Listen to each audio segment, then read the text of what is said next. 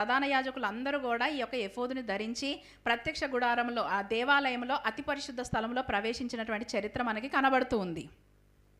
అది అలంకారముగాను ఘనతకి అది సూచనగా దేవుడు దీన్ని తయారు చేయించాడని వాక్య లేఖనాలు సెలవిస్తూ ఉన్నాయి. మరి క్రొత్త నిబంధనలో మన ప్రధాన యాజకుడు ఎవరు అనంటే యేసు ప్రభు వారే ప్రధాన యాజకుడు.